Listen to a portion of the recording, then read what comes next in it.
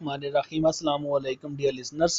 Comprehension एप्रेसी writing का ये last lecture है और इस लास्ट लेक्चर में कंप्रीहेंशन को मैंने आपको डिटेल से बता चुका हूँ। कंप्रीहेंशन आपने कैसे अटेम्प्ट करनी है। कंप्रीहेंशन के बाद ये लास्ट लेक्चर मेरा प्रेसी राइटिंग का है।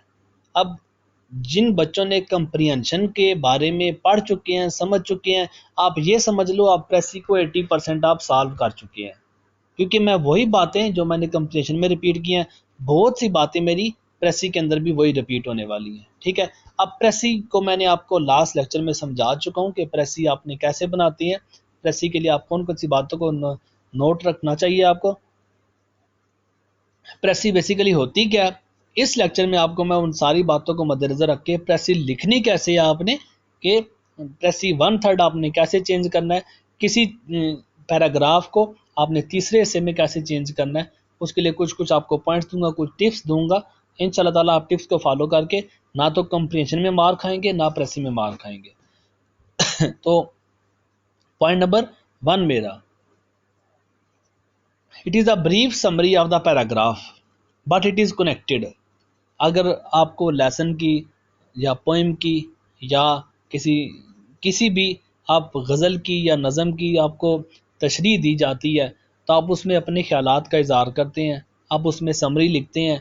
आप उस समरी में बाकायदा तौर पे क्या करते हैं कि आप उसके रिलेटेड आप कोई कोटेशन डाल देते हैं, कोई आप पैराग्राफ ऐड कर देते हैं, या आप किसी का शेर ऐड कर देते हैं, ये आप समरी में लिखते हो। लेकिन ये भी एक समरी होती है प्रेसी भी, लेकिन इस समरी में आपने ये ध्यान रखना होता है कि ये समरी आपकी कनेक्टेड होनी चाहिए। कनेक्टेड किससे होनी चाहिए? कनेक्टेड टू पैराग्राफ होनी चाहिए। जो पैराग्राफ आपने पढ़ा है, आप इसी पैराग्राफ के अंदर से आपने बातें लिखनी है, इस पैराग्राफ से बाहर नहीं आपने जाना। किसी की कोटेशन शामिल नहीं करनी, किसी की आपने कोई फेमस मैक्सिम शामिल नहीं करना, किसी का आपने शेर शामिल नहीं करना, कोई आपने कोई एक्स्ट्रा चीज़ इसमें शामिल नहीं करनी। जो कुछ करना है अपने पैराग्राफ के अंदर से देख के करना है। ठीक है, अब ये आपका पॉइंट नंबर 1 इसका हो गया। नो एक्सटर्नल मीनिंग, कोई आपने बाहर से मतलब नहीं डालना, इन्फॉर्मेशन नहीं देनी कोई भी बाहर से।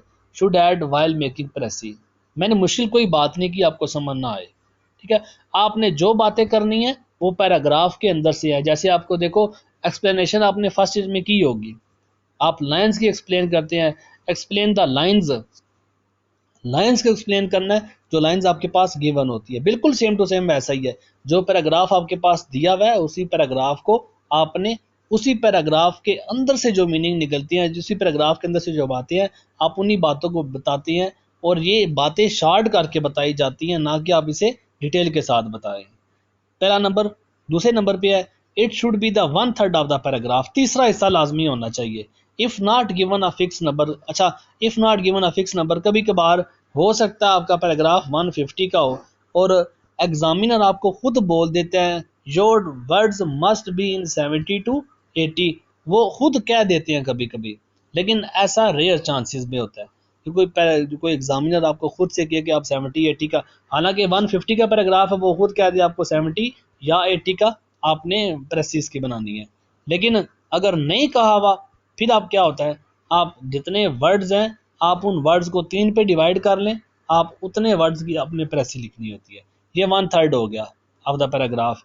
If not given a fix, अगर नंबर नहीं दिया हुआ तो आपने 3rd पे डिवाइड करना है। द वर्ड मे एक्सीड और कंसाइज टू सम एक्सटेंट, हो सकता है आपके 50 से अबव भी चले जाएं, 50 से नीचे भी आ जाएं, लेकिन कोशिश करें आपके राउंड अबाउट रहें।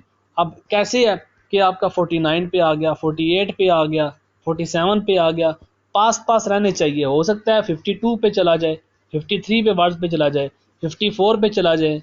अब ये वर्ड्स आपके आस पास के हैं, 2 4 5 वर्ड्स ऊपर हो भी जाते हैं तो कोई मसला नहीं है, लेकिन इतना भी नहीं है कि आपके 60 से ऊपर चले जाएं, 60 चले जाएं, ऐसे नहीं है। 8 10 वर्ड बड़े वर्ड्स होते हैं। ठीक है, अब उसमें जो आपको लेंथ में आपको बताइए 1/3 की, ये 1/3 ही होना चाहिए।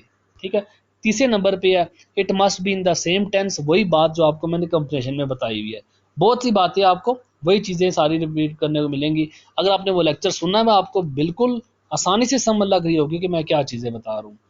सेम टेंस, जिस टेंस में आपका पैराग्राफ लिखा हुआ है उसी टेंस में आपकी प्रेसी भी होनी चाहिए। ऐसा नहीं कि पैराग्राफ आपका पास्ट में या प्रेसी आप प्रेजेंट में लिख रहे हो। जो टेंस आपका यूज़ किया हुआ है उसी टेंस में आपने प्रेसी भी लिखनी है। There will no change in the symbol and scientific word, आपको वहाँ पे भी बताया था कि जो सिंबल्स जो साइंटिफिक वर्ड कभी कभार राइटर होता है कि वो कोई फार्मूला यूज़ करता है, कोई सिंबल यूज़ करता है, कोई साइंटिफिक नेम यूज़ करता है, तो वो चीज़ें जो एक्नॉलेज्ड हों, जो चेंज नहीं हो सकती हों, वो चीज़ें जो साइंटिफिक फील्ड से रिलेट हों, या वो आयात जैसे वगैरह हो गया, तो ये आपने चेंज नहीं करनी, इनको आपने एज इट इज़ लिखना है। पॉइंट नंबर 5 है give a suitable title list must be in short words. उस प्रेसी का आपने टाइटल ज़रूर देना है, जो प्रेसी आप चेंज कर रहे हैं उस प्रेसी को आपने टाइटल ज़रूर देना है। आप टाइटल आपका मैंने आपको पहले भी बताया एक दो वर्ड्स का हो, टाइटल आपका फर्स्ट लाइन में भी हो सकता है, टाइटल आपका लास्ट लाइन में है। Find the title in the first last और लाइन, ये आपको मैंने सारी बातें क्या किया हुआ है, मैंने उसी को कॉपी पेस्ट किया हुआ है, जो कंप्रीहेंशन में थी वही आपकी यहाँ पे भी है। फ़र्क सिर्फ इतना है, कंप्रीहेंशन आपकी डिटेल के साथ होती है, क्वेश्चन आंसर वर्ड्स वगैरह पूछे जाते हैं, प्रेसी आपकी शॉर्ट वर्ड्स में आपने पूरे पैराग्राफ को डिस्क्राइब करना होता है।